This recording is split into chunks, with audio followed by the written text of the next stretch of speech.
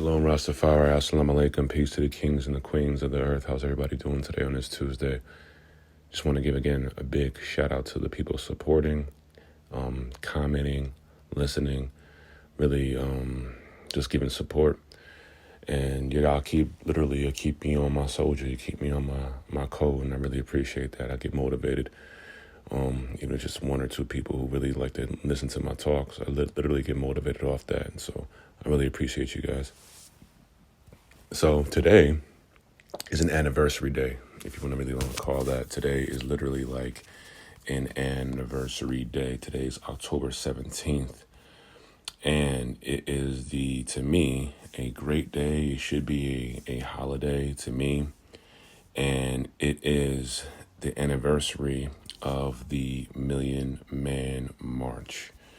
This was created in 1995 by the Honorable Louis Farrakhan. At the time, he had called 1 million people to show up to Washington, D.C., Capitol Hill, and literally just come up. And it was a day of atonement. It was a day of forgiveness. It was a day of accountability.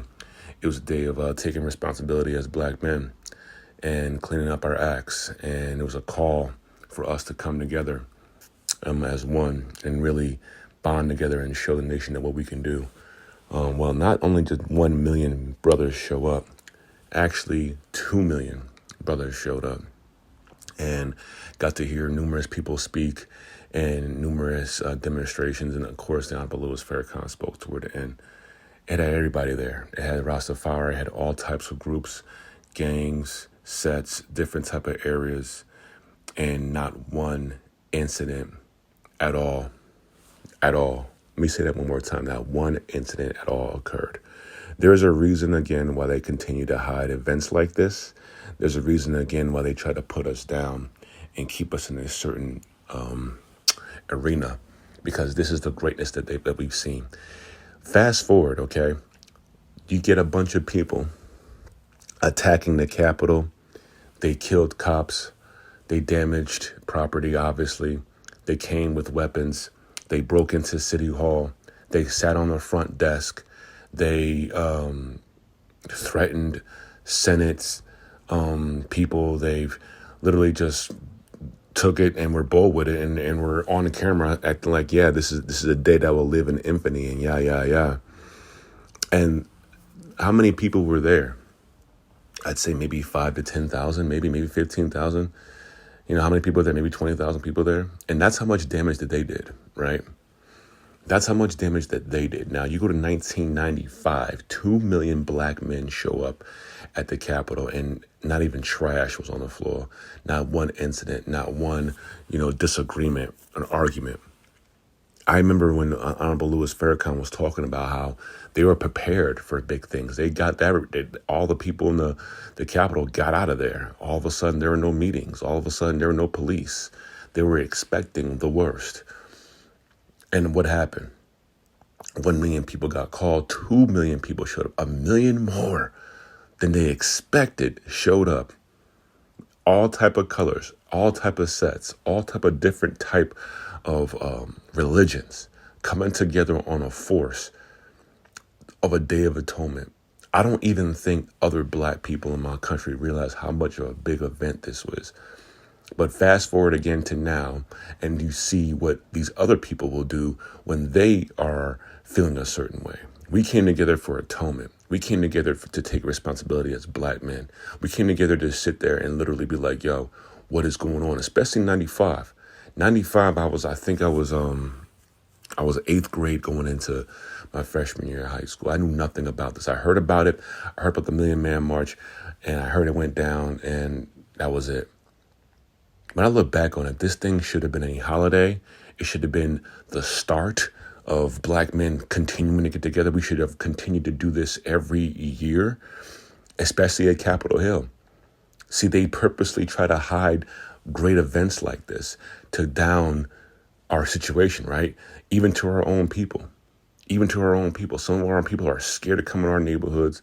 Some of our people are scared to come to any black organization or any type of black situation that might be in an urban area and it might be something going on. They're scared to even show up because they always assume that if you put a bunch of black people together, that something's going to happen. Whether it be at a club, whether it be at a concert, whether it be at a family reunion or whatever, they act like every time you put us together, something will happen. Not skipping over the fact that 1 million people were called to Washington, D.C. 2 million people showed up. You weren't providing any police. We were providing our own. The FOI and security forces that were around that area provide their own security, and there was not one incident. I don't really think people really understand or overstand how amazing 2 million people and there's not one incident. 2 million black people and there's not one shooting, stabbing, fight, disagreement, pushing, shoving, robbing, stealing. There's nothing. 2 million people in Washington. They came from all across the country. They walked far. They flew in. Obviously staying some areas, so adding to the local economy in that area. What are y'all talking about, man? Has anyone in a different ethnicity done things like this? When they want to point out, like, oh, here comes the people that are protesting and burning. Yeah, because y'all never even showed the perfect example. I don't think that there hasn't been 1 million people on a different ethnicity that met together and there hasn't been one incident. You can't even go to Woodstock. You can't even go to these concerts where there's 50,000 or 60,000 people. And there's going to be that's why there's security. There's going to be somebody kicked out. There's going to be some incidences. There might be some fighting and shoving. But when it comes to, and even when it comes to the protesting, right? They end up the more they come together, the more they get riled up, the more all of a sudden they want to do some stuff. We showed up peacefully to check our own selves too. Okay, this wasn't even a call to Washington. This had nothing even to do with the government. The Honorable Louis Farrakhan called for 1 million black men to show up to Washington, D.C. to take atonement and accountability. 2 million showed up. Overstand what I'm trying to say to y'all. It had nothing to do with showing up to the government. And the government literally just, I mean, these are the incidences that they will not teach in school. They will not bring forth to people across the world or even across the country. I want people to really understand that. People who are listening to me understand, you put 1 million black people in a setting. Even some people who are pro are thinking, well, we make sure we got to get some people in there because you can't trust. They're already talking, can't trust everybody. So they're already on it. Our own, that is. Let alone somebody outside of our race. So I'm going to keep on banging the drum for things like this because I don't think people, our own, even talk about it. We got platforms that bring it up, and thank God we have footage because I don't even think people would even believe it. Right? I know I didn't. Oh, yeah, I bet you 1 million people showed up, yeah, whatever. And then all of a sudden I found out there was 2 million people. Then I found out there was no incidents. And I only found that out really when I got conscious, probably about 5 to 10 years ago. When the Honorable Louis Farrakhan continues to take it. And there was also a women's march. Okay? They didn't have 1 million, but they had something close, and it was epic. And it was literally about 4 or 5 years ago. No incidents again. No violence, nothing burnt or burned down. The power that we can have when we are on one code. The power that we can have when we are on one code is amazing. I don't think that the country can handle 2 million black men pulling up to D.C. And let's say we pull up to D.C. and we want action. We don't want to atone ourselves. We want better laws. We want better protection for our people.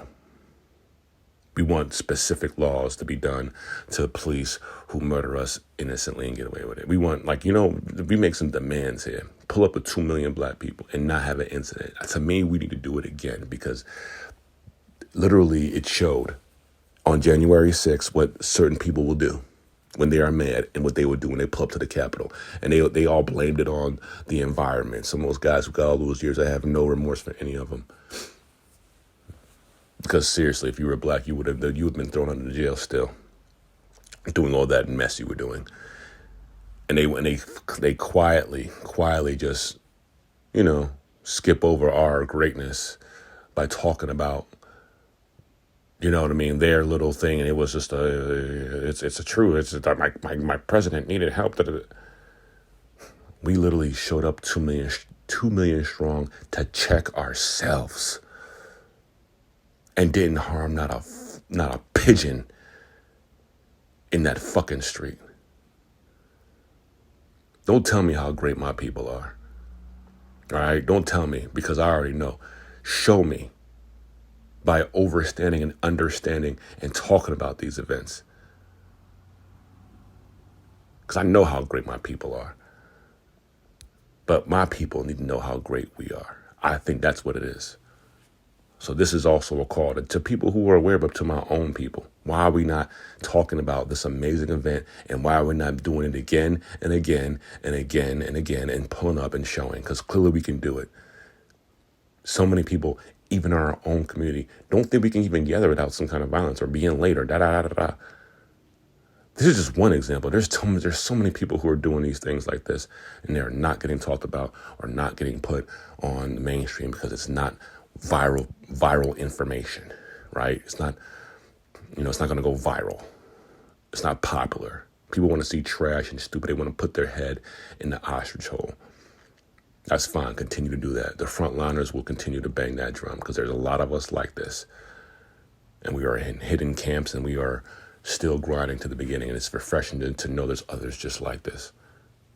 So if you're listening to this time, I appreciate you. I suggest that you continue going forward. I suggest you continue to also Google the situation. You'd be surprised of how many things that we've done that no one really likes to talk about because of the fact that it's an example of greatness, and they need to keep that other onus on us, right? To keep the fear and to keep the separation and keep us at a certain space, which is a thumb under there. But we ain't like that. We're not into anyone, to no one in this earth. Happy Tuesday, y'all. And hope you have a great day.